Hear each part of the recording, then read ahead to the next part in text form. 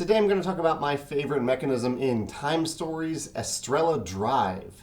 This is the latest expansion to one of my favorite games of all time, Time Stories. And without giving anything away, this is what's written on the back of the box. It is set in the 1980s with some surreal stuff happening.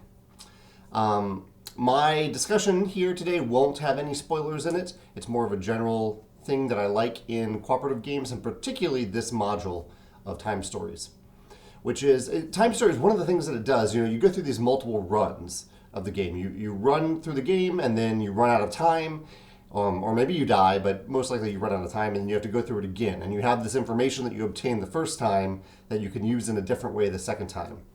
And usually this is a matter in Time Stories of you don't have enough time to get all that information.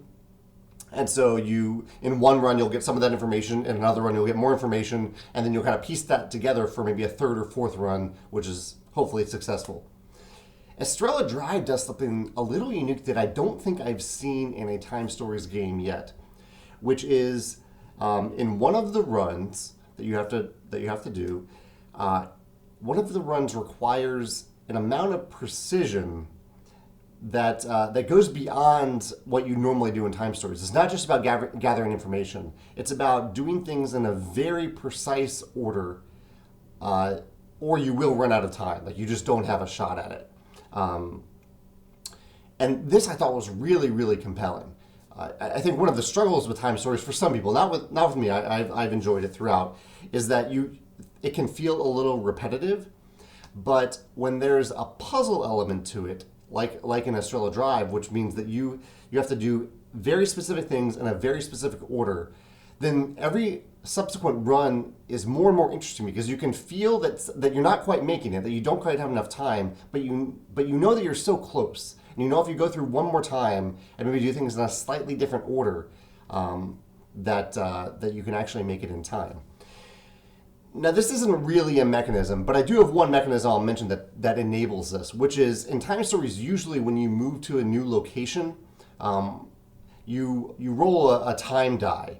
I actually think this happens whenever you change turns, not just new location. So you're always rolling this time die that has a 3, a 2, and a 1 on it, and that determines the amount of time that you spend to advance to the next turn. And so if you're rolling 3s, you're going to run through the game pretty fast. If you're rolling 1s, it might go a little slower than the game maybe predicted. In this run that I'm talking about, there is no die. You always just spend one time. And this, I think, was crucial for enabling the precision of this run, letting players experience the idea that they need to have a very precise, tight run in a very specific order that's going to take multiple runs to figure out. If you had the die as part of that, it just wouldn't work very well. But because it's always one time unit between turns, it lets you calculate exactly what you need to win the game.